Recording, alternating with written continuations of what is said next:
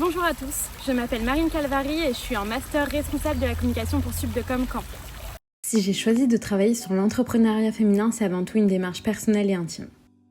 J'ai grandi avec une mère indépendante, entreprenante et inspirante, qui m'a transmis très tôt des valeurs féministes fortes, comme la liberté, l'ambition et la sororité.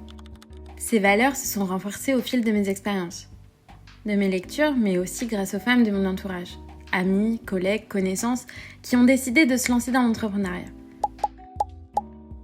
Je les ai vues douter, innover, construire, souvent avec peu de soutien mais beaucoup de détermination. J'ai réalisé à quel point les trajectoires féminines entrepreneuriales restent minoritaires, invisibilisées et stigmatisées.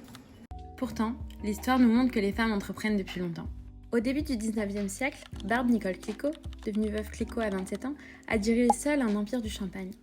Madame C.J. Walker, première femme afro-américaine millionnaire autodidacte, a construit un empire capillaire tout en formant des milliers d'autres femmes à l'indépendance économique.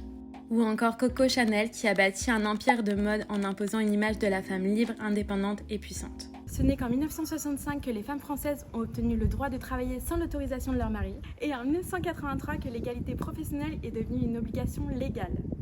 En 2025, malgré les lois et les discours, les inégalités persistent.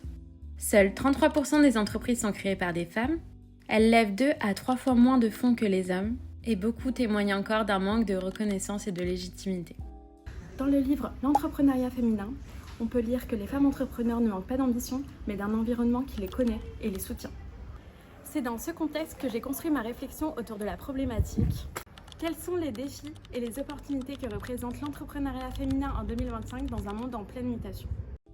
Mon objectif est d'analyser à la fois les freins persistants, donc stéréotypes, financement, charge mentale, sexisme ordinaire, mais aussi les leviers d'émancipation, comme les réseaux sociaux, le numérique, les engagements féministes.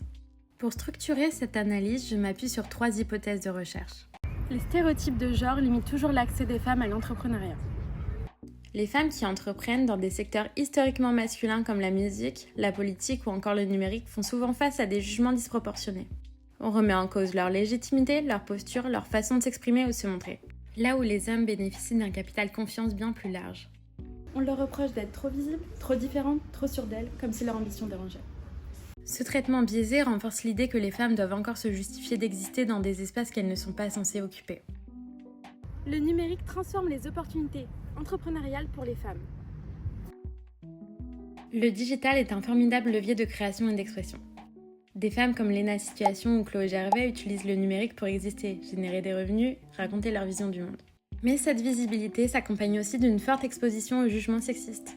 Les femmes avec de la visibilité sont souvent ramenées à leur apparence physique ou à leur genre.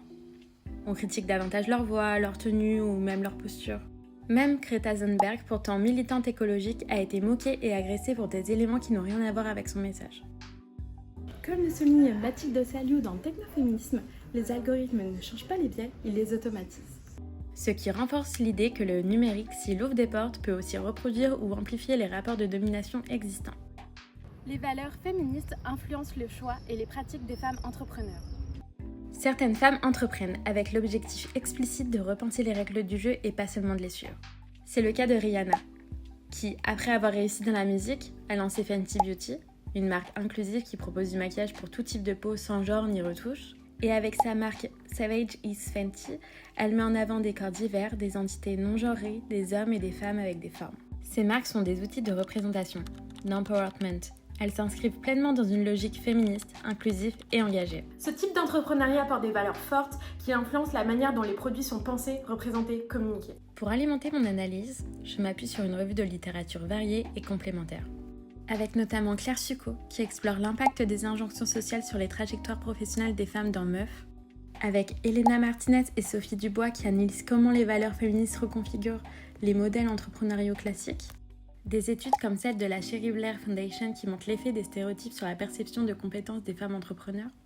Ou encore des récits issus de podcasts et d'interviews de femmes au profil varié qui enrichissent ma réflexion par le vécu et la parole directe. J'ai décidé de mener une enquête qualitative auprès de femmes au profil contrasté. Des femmes plutôt matures, souvent mères, ayant entrepris après une reconversion ou un changement de vie. Des jeunes entrepreneurs à peine lancés, confrontés aux premiers freins.